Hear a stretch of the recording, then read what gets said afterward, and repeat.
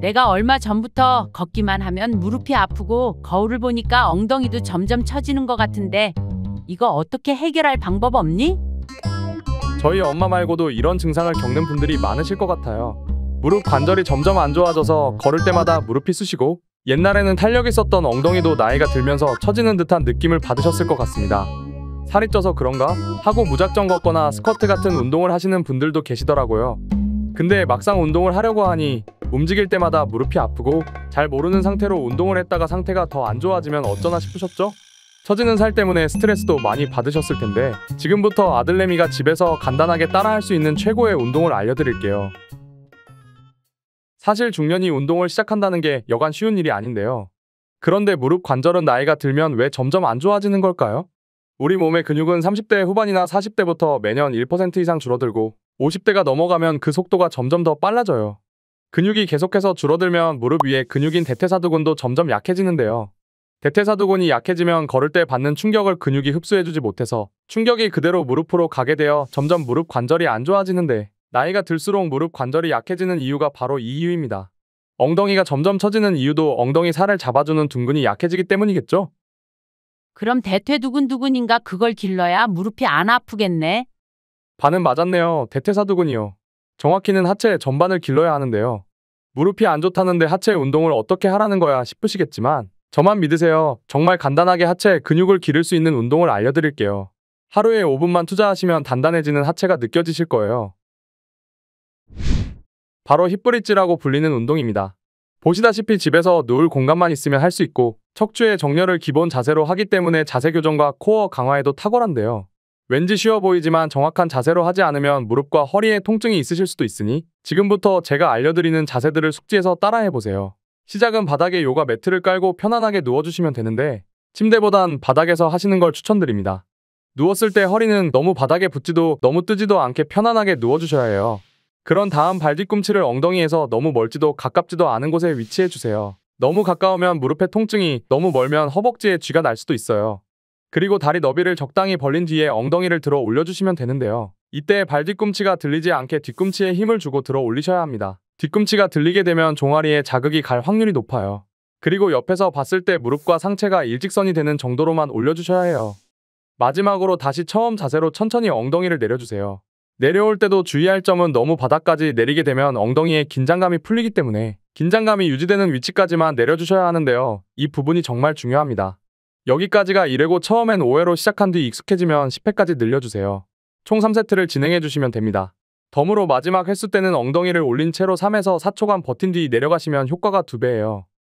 간단하게 다시 한번 정리해드릴게요.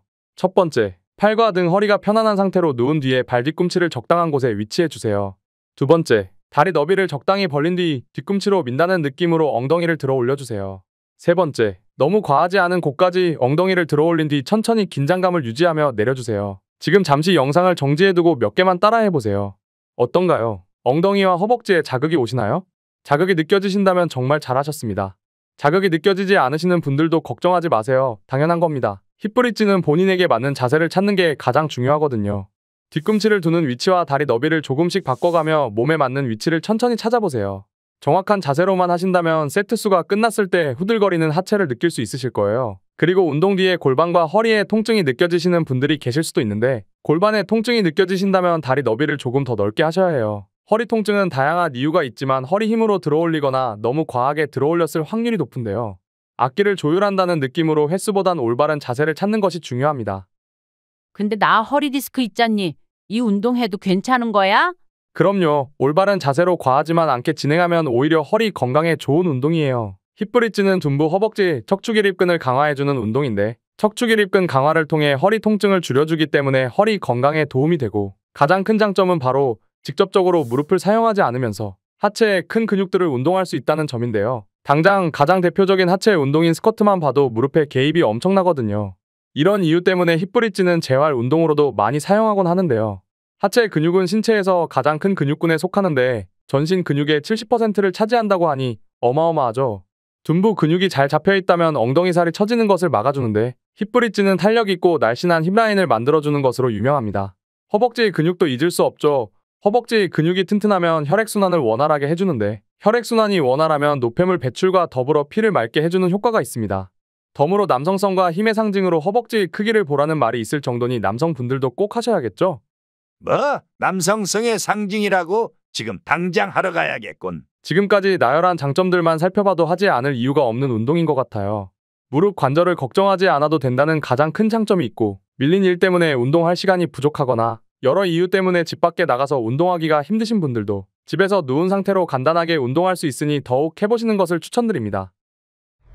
오늘은 힙브릿지 운동에 대해 알아보았습니다. 나이가 들면서 무릎 관절이 안 좋아지는 이유에 관해서도 알려드렸는데요. 힙브릿지 운동을 꾸준히 하면 대퇴사두근을 키울 수 있고, 대퇴사두근이 충분히 튼튼해지면 걷거나 뛸 때 무릎 관절이 받을 충격을 대퇴사두근이 줄여줄 수 있어서 오늘 알려드린 운동을 꾸준히만 하시면 무릎 관절과 탄력 있는 힙라인을 가지실 수 있을 거예요. 그리고 앞에서도 말했다시피 하체의 근육은 전체 근육의 70%를 차지하기 때문에 하체의 근육이 튼튼하면 장기적인 지방 감소에도 아주 큰 효과가 있어요.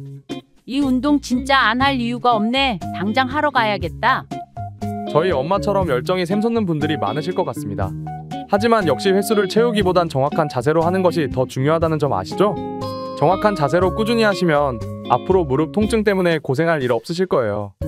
무릎 통증도 잡고 처지는 살도 잡고 중년분들의 건강한 삶을 응원합니다. 아들내미가 항상 도와드릴게요. 오늘 알려드린 내용들이 건강에 도움이 되셨으면 좋겠습니다. 제 채널을 구독하시면 더욱 빠르게 제 영상을 확인하실 수 있어요. 건강은 아들내미한테 맡겨주세요. 제가 지켜드릴게요. 그럼 저는 다음에 또 다양한 건강 정보로 찾아오겠습니다. 시청해주셔서 감사합니다.